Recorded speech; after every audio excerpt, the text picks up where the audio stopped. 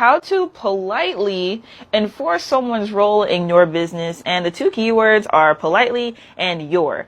And so this actually was suggested by one of our moderators, Adrian. And he's had a lot of experience working with bird dogs, working with people who are part of his business. And so he brought this up. He also brought up the last topic that we talked about, as far as what's it called? How to politely limit your business relationship with bird dogs acquisitions, wholesaler deal managers, basically. And I feel like coming from somebody who has experience doing, working with people and understanding the mindset of people, because, some other experienced investors will talk about that whole concept of people wanting to do the whole, let me take you out to lunch and pick your brain thing. It's not necessarily that is disrespectful. It's just, when people take a bunch of years, learning a particular skill, learning a skill set, learning how to operate a business, and you want to offer them a $20 lunch and you want to absorb a lot of the information that they've learned, it's kind of like, it's a little bit more than that. No one is obligated to teach you everything that they know. Okay. That is just a fact that a lot of people have to realize. Is a bird dog joining someone's company and they are already wholesaling and investing. So if that person is already experienced, and knowledge wise about wholesaling, and all they need to do is see a few deals done and then they'll be able to do their own deals, that person may not be with you for very long. Whereas somebody who has no idea what to do, they don't know anything about it, they haven't done their own, research or anything, they may stick around for a little while, see how things go. This all starts from the very beginning.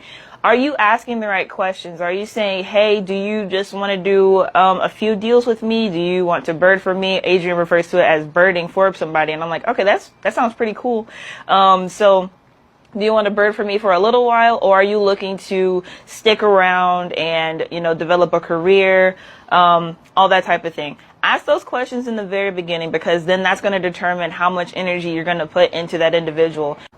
Having that discussion in the very beginning, you already know where they stand.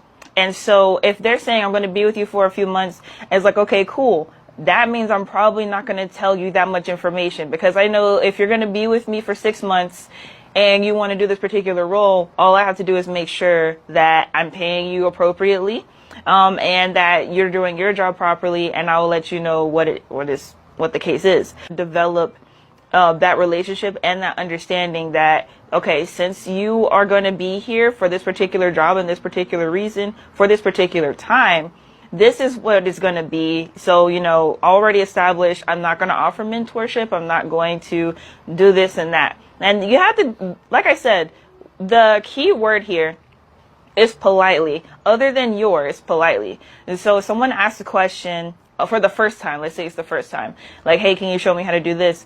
And you say no, just be like, no, that's not really, what I want to do in my company. And they basically have to just be like, okay, because that's not what, they agreed to. Unless you guys set up an agreement where they're going to get paid. It's very, very important, because I noticed that a lot of people are talking about this, actually, the turnover rate for bird dogs, and how difficult it is to keep someone on the team. And here's the thing, you really have to understand that most people get into real estate investing not to work for someone else. No, 9 times out of 10, someone isn't going to stay with you long term as a bird dog. So in the real estate investing industry, though, it is very different, because people are looking for that financial freedom. They're looking for that passive income. So they're starting as a bird dog so they can understand the ways of wholesaling, buy and holds, flipping, and stuff like that, so they can elevate. Their job is not to stay there for long. If you mainly cover wholesale, pennies on the dollar type of deals, then have them cover things like, creative finance, different things like that, creating wholesale real estate cash flow. Or if they have experience, buying property, they can start the next department of actually buying the properties for your business to create even more cash flow. They can be, if they have a real estate license, they can be the property manager. They can collect rent for you, different things like that. Like, just let it be known that they can elevate. If it is known that they're doing simple tasks and they're not going to be doing too much to be educated and learn how to actually wholesale or how to flip properties and different things like that in your company, then just know, like, hey, you give them the set of instructions to do, and then they are able to understand what they need to do. And you don't have to give them too much energy. Just make sure that you are, of course, being a good boss. Like, understand that we really have to stress ethics in this industry. I'm understanding, because it is like people are forgetting that individuals are people. And it's like, everybody, we want to hustle, we want to make money, but we're still people. Okay. And so when you have to look at your employees and you have to look at your bird dogs that way. Okay.